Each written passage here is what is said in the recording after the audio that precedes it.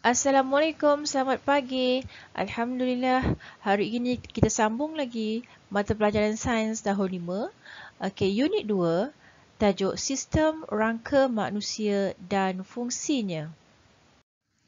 Dalam tajuk ini, kita akan belajar memerihalkan fungsi rangka utama manusia, mengenal pasti tulang dan kedudukan sendi dalam sistem rangka manusia dan menyatakan fungsi sendi dalam sistem rangka manusia.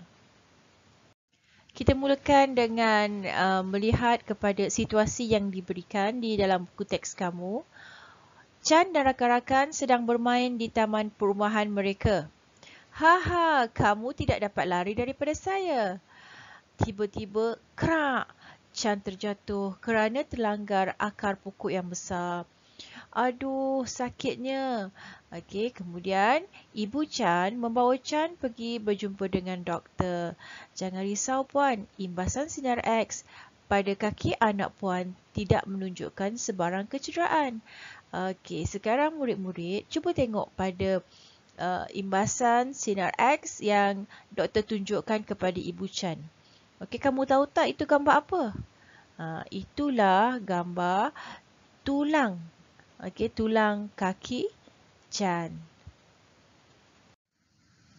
Okey, sekarang kita masuk pada sistem rangka manusia dan fungsinya. Okey, sebelum tu cikgu nak tanya, kamu tahu tak kenapa cacing tidak berdiri tegak seperti manusia? Okey, sebenarnya cacing dia tidak dapat berdiri tegak macam kita sebab cacing ni, cacing dia tidak mempunyai tulang-tulang seperti manusia. Dia tak ada tulang. Jadi, tulang-tulang dalam tubuh manusia ni, dia membentuk satu sistem yang kita kenali sebagai sistem rangka manusia. Kamu boleh lihat di sini, ini merupakan sistem rangka manusia. Sistem rangka manusia terdiri daripada yang pertamanya ialah tengkorak. Tengkorak. Kemudian kita ada tulang rusuk, kita ada tulang belakang. Ini tulang belakang. Ini ialah bahagian tulang belakang. Kita ada tulang tangan dan juga tulang kaki. Kita tengok pada tengkorak. Ini ialah tengkorak kita. Tengkorak ini dia melindungi otak kita daripada kecederaan. Contohnya kamu tengok dekat sini. Seorang murid lelaki, dia bermain bola dan bola kena pada kepala dia. So, kepala dia tak cedera. Kenapa tak cedera? Sebab dilindungi oleh tengkorak. Sekarang kita tengok pada tulang belakang. Ini adalah tulang belakang kita. Kamu boleh nampak kalau kita rasa dekat belakang kita rasa keras, itulah tulang belakang kita. So tulang belakang ini fungsinya lah untuk menyokong tubuh. Untuk menyokong tubuh. Kamu lihat di sini, dengan adanya tulang belakang, kita boleh bergerak ke belakang, kita boleh bergerak ke depan, ke kiri dan ke kanan. Ia telah disokong oleh tulang belakang. Seterusnya kita lihat pada tulang rusuk. Inilah tulang rusuk. Tulang rusuk ni kamu boleh rasa di bahagian dada kamu. Kamu akan rasa ada tulang rusuk. Tulang rusuk ini dia melindungi organ dalaman. Apa organ dalaman? Paru, jantung, hati dan juga perut. Jadi, kesemua organ dalaman ini dilindungi oleh tulang rusuk. Seterusnya kita tengok pada tulang tangan dan juga tulang kaki. Di mana tulang tangan dan tulang kaki ini berfungsi sebagai sokongan dan pergerakan. Tulang tangan dia dan juga tulang kaki ini dia menyokong tubuh. Nampak tak? Dengan adanya tulang kaki kita boleh berdiri tegak. Okey, kita juga boleh untuk menggerakkan badan. Seterusnya kita masuk tentang kedudukan sendi. Sebelum tu kamu tahu tak apa maksud sendi? Sendi ialah tempat pertemuan dua atau lebih tulang. Okey, tengok ni Ravi dia memerhatikan model rangka manusia. Okey, dan Ravi bertanya pada cikgu, "Cikgu, bagaimanakah tulang-tulang dalam rangka manusia bersambung?" Cikgu jawab, tulang-tulang kita bersambung atau bertemu pada sendi. Contohnya, dua tulang pada lutut. Okey, di sini. Okey, tulang kaki ni kan. Okey, pada lutut bertemu pada sendi lutut. Okey, ini dia sendi yang menemukan dua tulang.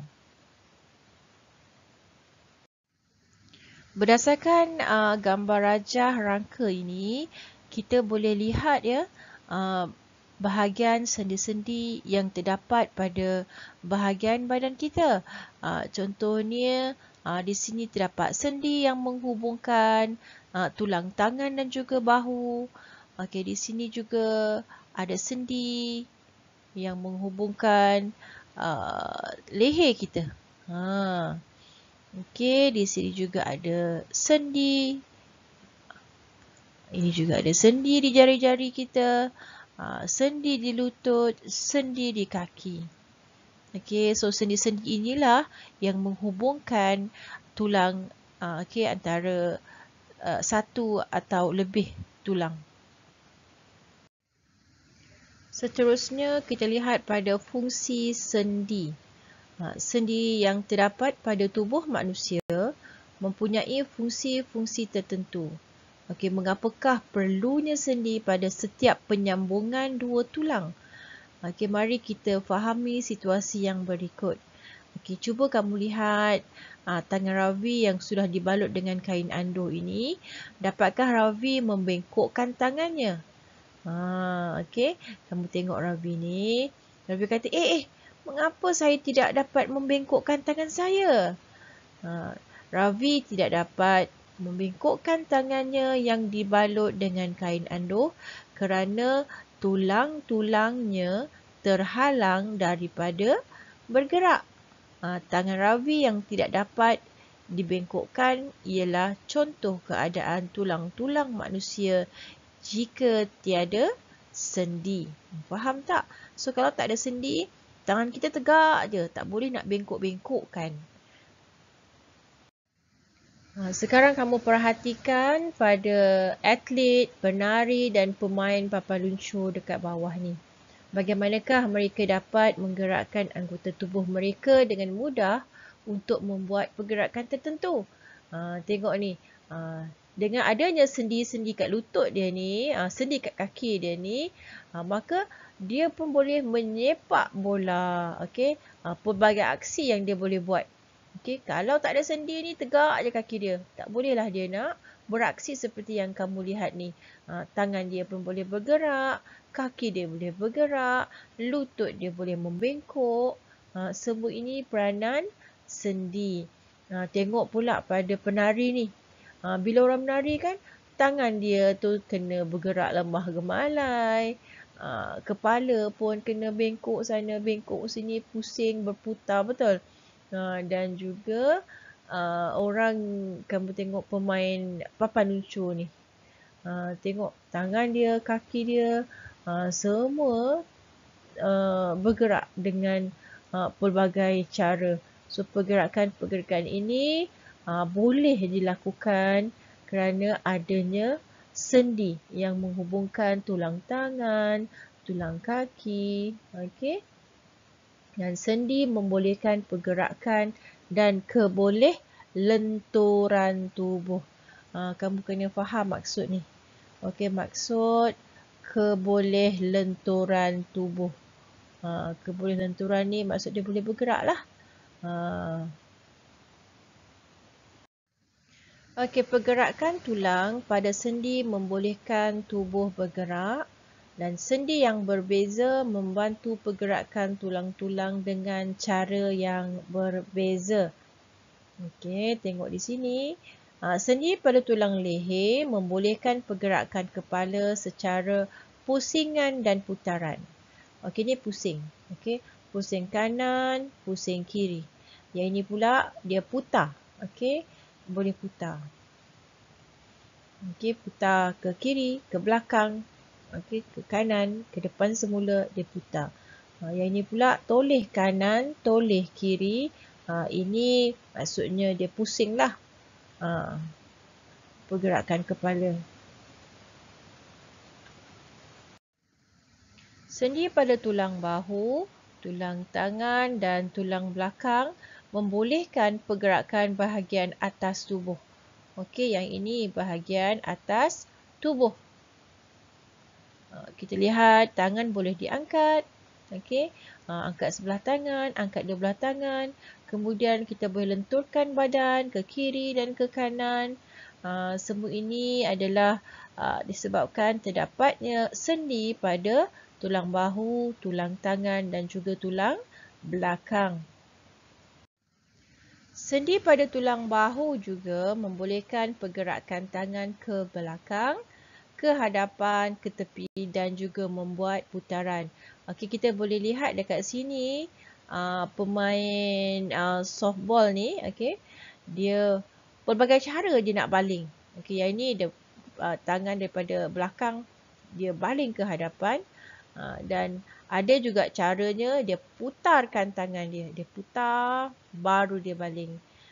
Okey, ini keadaan ini disebabkan terdapatnya sendi pada tulang bahu. Sendi pada tulang lutut pula membolehkan ni ya, tulang lutut. Okey, sendi pada tulang lutut dan juga tulang pinggul. Okey, pinggul membolehkan kaki dibengkokkan dan diluruskan. Okey, pinggul di sini ya. Okey, ini bahagian pinggul. Berdasarkan gambar dan juga contoh-contoh tadi, cikgu harap kamu faham tentang pergerakan tulang dan juga sendi. Dan kamu juga boleh menyatakan fungsi-fungsi sendi. Sebelum itu, cikgu nak kamu tengok pada tangan kamu, tekan dan kenal pasti tulang-tulang pada tangan kamu. Pada pendapat kamu, mengapakah terdapat banyak tulang pada bahagian jari dan tapak tangan? Cikgu harap perkongsian hari ini dapat menambah sedikit ilmu tentang diri kamu dan juga kamu dapat mengenali Maha Pencipta kita yang maha hebat. Sekian saja untuk hari ini.